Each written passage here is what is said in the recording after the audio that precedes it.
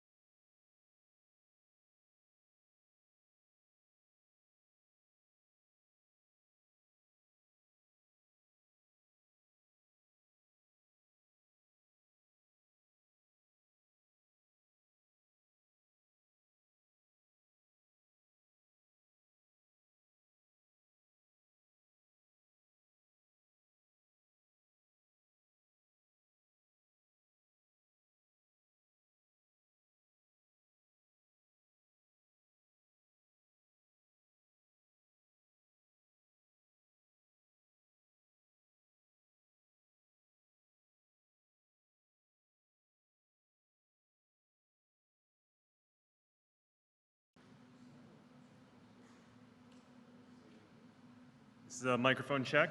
Microphone check, 1, 2, 3, 4. 1, 2. How are you doing in your signal?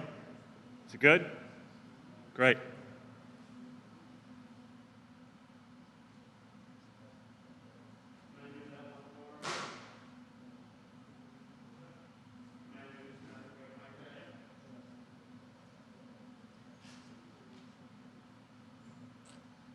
This is the mic check, 1, 2, 3, 4.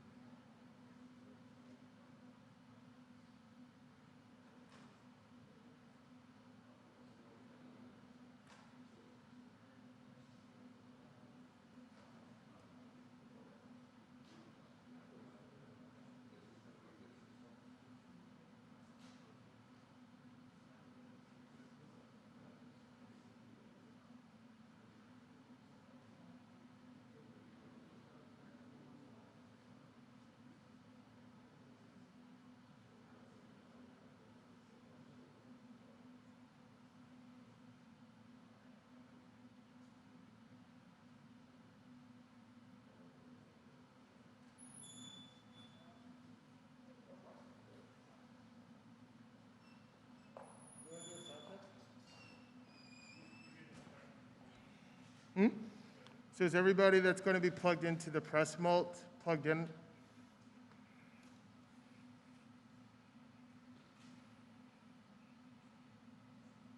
Copy that. Can you mute audio to live stream? Yeah, I have Andy doing it now. Good? Muted progress. Thank you. All right, everybody that's plugged into the press vault, are you plugged in? And can you hear me? Got one guy over there checking. Good. All right, thank you guys.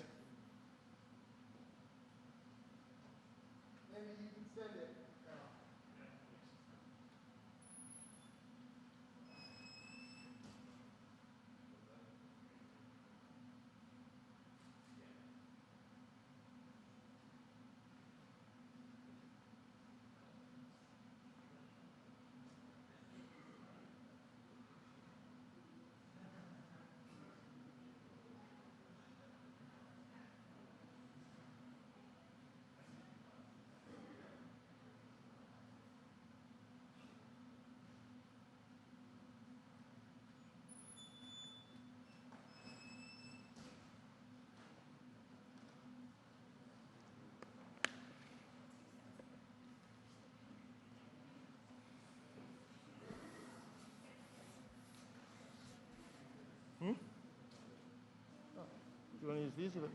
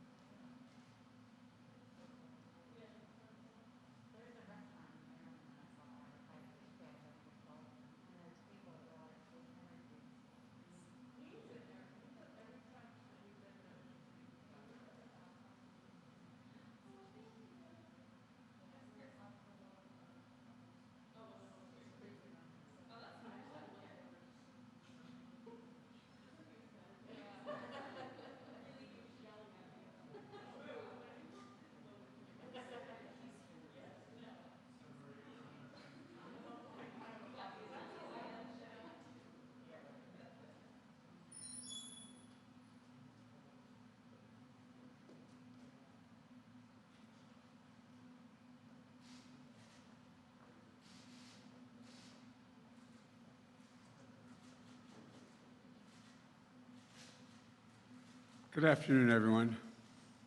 Today we're in the middle of the worst global health crisis in living memory. And Donald Trump will file in the Supreme Court today an attempt to strip away health care coverage from tens of millions of families in the United States, strip away their peace of mind away from more than 100 million people with pre-existing conditions.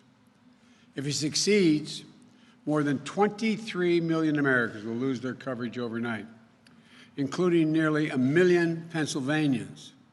Insurers could once again discriminate or deny services or drop coverage for people living with pre-existing conditions like asthma, diabetes, cancer, and so much more. Perhaps most cruelly of all, if Donald Trump has his way, those who have complications from COVID-19 could become the new pre-existing conditions. Some survivors will experience lasting health impacts like lung scarring and heart damage. And if Donald Trump prevails in court, insurers would be allowed once again to strip away coverage, jack up premiums, simply because of the battle they survived fighting coronavirus. Those survivors, having struggled and won their fight of their lives, would have their peace of mind stolen at that moment they needed it most. They would live their lives caught in a vice between Donald Trump's twin legacies: his failure to protect the American people from the coronavirus and his heartless crusade to take health care protections away from American families. You know, I've called on Donald Trump many times to withdraw his lawsuit. Today, I'm renewing that call. Mr. President, drop the lawsuit. Stop trying to get rid of the Affordable Care Act. Stop taking away people's health care and their peace of mind. Now more than ever, stop trying to steal their peace of mind. I cannot comprehend the cruelty that's driving him to inflict this pain on the very people he's supposed to serve. You know, one of the families the Affordable Care Act has delivered peace of mind to have been the Ritters, who live not far from here in Manheim, Pennsylvania. Jan and Madeline Ritter were just 4 years old when their mom, Stacy, heard some of the most devastating words that a parent can ever hear. Both of her twins have been diagnosed with leukemia. I promise you, that news is news that literally stops your heart. It wrenches your entire world off its axis. And the very last thing on your mind, the very last thing that should be on your mind, is whether you can afford the treatment for your children. When Stacy's twins got sick, there was no Affordable Care Act. So, after draining days and endless nights, harrowing stem cell transplants, and the fickle waves of hope and fear as they undulate, after enduring more than any parent should have to endure, the Ritters still faced a future where their twins could be denied coverage for the rest of their lives because they had a pre-existing condition. The Affordable Care Act was created to put a stop to that inhumanity, to ensure that people like Stacy, thrust into the worst nightmare of their lives, could focus on the fight that matters to save their children. Stacy's twins won their fight. They beat cancer. And now they're 22 years of age. Jan is studying early education at Elizabethtown College. Madeline just graduated from Arcadia University with a degree in international studies. And because of the law, the ACA, insurance companies can no longer deny them coverage because they're survivors of cancer, a pre-existing condition. I'm proud of the Affordable Care Act. In addition to helping people with pre-existing conditions, this is a law that delivered vital coverage for 20 million Americans who did not have health insurance. A law that bars insurance companies from capping American benefits and from charging women more for insurance simply because they are a woman.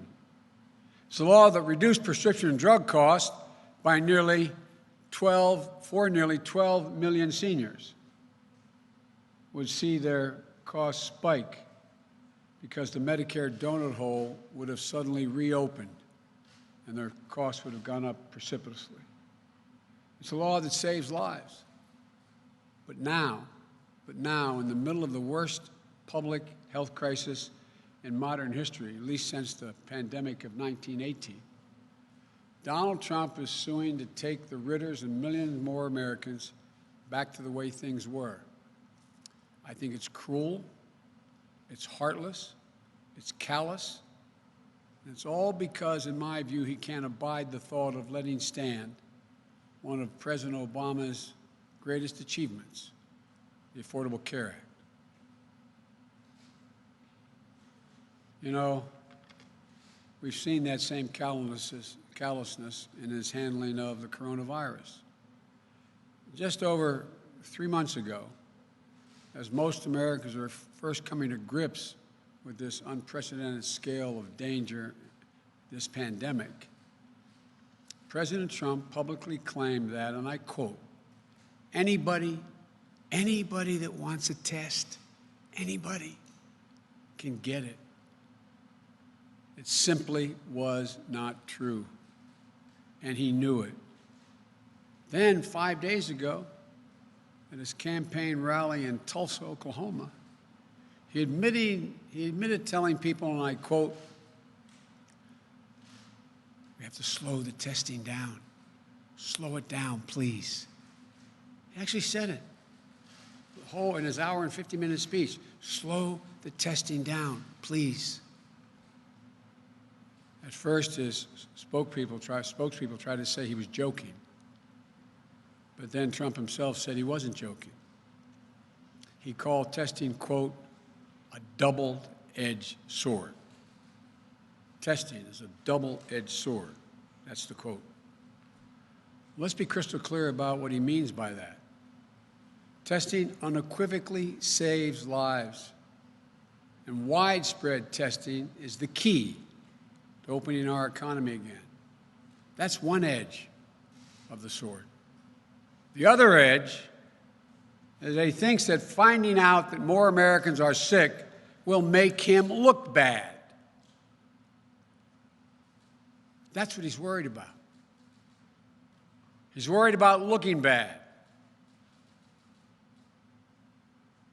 Well, Donald Trump needs to stop caring about how he looks and start caring about what is happening to the rest of America. The number of cases is increasing in 29 states. We're going to be dealing with this for a long time. Trump can't wish it away. He can't bend it to meet his political wishes. There are no miracles coming. We're not going to have to wait for this miracle because none's coming. We're going to have to step up as Americans, all of us, and do both the simple things and the hard things to keep our families and our neighbors safe, to reopen our economy, to eventually put this pandemic behind us. And sadly, we're going to have to do it without responsible leadership coming out of the White House. So it's up to us, all of us. We're going to have to wear masks. I have mine off because we're socially distanced and I'm standing in front of a microphone. I wear it everywhere I go, or I step outside of my house. And I know as Americans, it's not something we're used to, but it matters. All the evidence from all over the world tells us it just might be the single most effective thing we can do. We're going to have to socially distance like we are here today. It's not easy, and it seems so strange to us. Not as Americans, but as human beings. We're built to talk, to laugh, to hug, to gather with other people. I know I am, and I know you are. But for now, we have to socially distance. It matters. We're going to have to find a way to keep our economy running as we bring the number of cases down. The President wants us to believe there's a choice between the economy and public health. Amazingly, he still hasn't grasped the most basic fact of this crisis. To fix the economy, we have to get control over the virus. Say it again, to fix the economy, we have to get control over the virus. He's like a child who can't believe this has happened to him. All his whining and self-pity. Well, this pandemic didn't happen to him. It happened to all of us. And his job isn't to whine about it. His job is to do something about it, to lead. If I have the honor of being president, I promise you I will lead. I will do everything I can to take responsibility and ease this burden on you and your families. I'll put your family first. That will begin with the dramatic expansion of health coverage and bold steps to lower health care costs.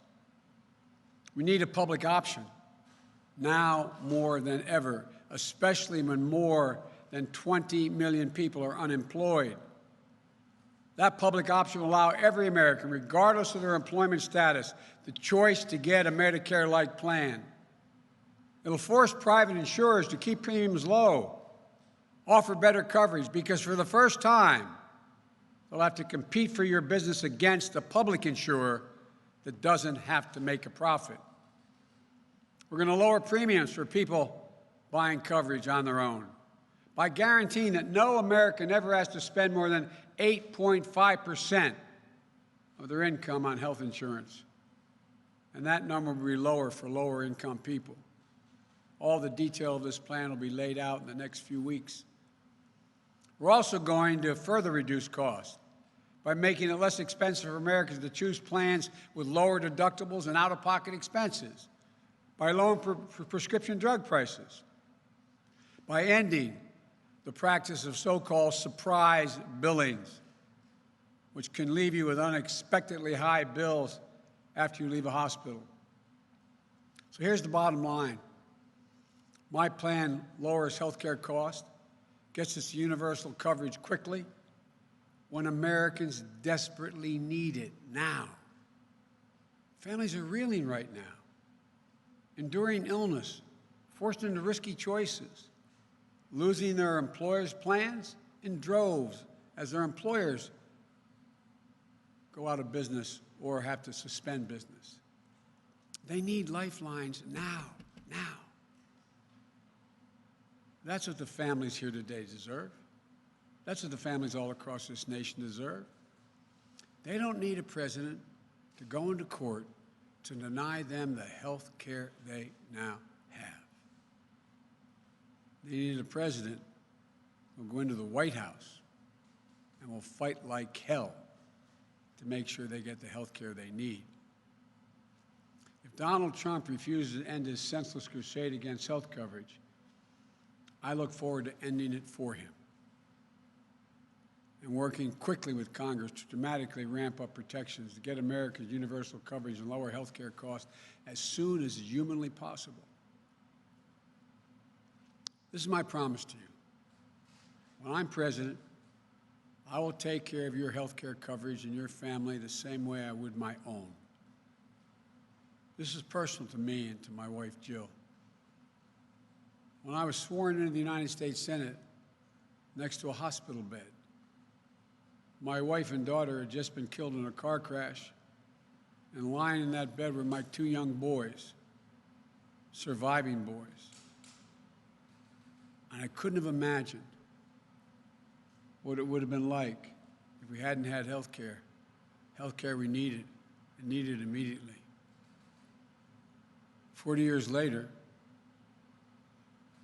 one of those little boys, my grown son, Beau Biden, after having been the Attorney General and coming back from Iraq for a year, had contracted a fatal cancer. The question wasn't whether or not he could survive it. The question was how long he he would have to live, how many months. I remember sitting in that hospital, Walter Reed, with my two other children, Hunter and Ashley, and Jill and his wife and his two children, holding his hands. And I remember thinking, and I give you my word to this, what in the hell would I do if the insurance company was allowed to do what they could have done before the Affordable Health Care Act? Come in and say, you've run out of time. You've run out of your coverage. Suffer the last 2, 3, 4, 5 painful months dying on your own. Suffer in peace. I can't fathom. I cannot fathom a parent having to go through that, which is exactly what happened to many families before the Affordable Care Act. So, Amy, I understand. When I say I'll take care of your health care coverage the same way I take care of my family, there is nothing I take more seriously. That's my promise to Stacy and Victoria and Amy and to every American. That's what the presidency is. The presidency is a duty to care. A duty to care for everyone, not just who voted for you, but to care for everyone, for all of us. And no trust is more sacred, no responsibility more solemn, no purpose more fundamental than for a president to do absolutely everything that he or she can do to protect American lives. So I want every single American to know, if you're sick, if you're struggling, if you're worried about how you're going to get through the day, I will not abandon you. I will not leave you to face these challenges alone. And we're going to get through this together. We're going to build a healthcare system. We're going to build on it. We're going to build our economy, our country, back to better than it was before this god-awful crisis. That I promise you. Let me end by thanking the families for being so public and willing to come here, because there's so many families like yours all across America. When they heard you today, they said, that's me. I get it. There's real solidarity. We're going to get this done. I promise you. God bless you all, and may God protect our troops. Thank you.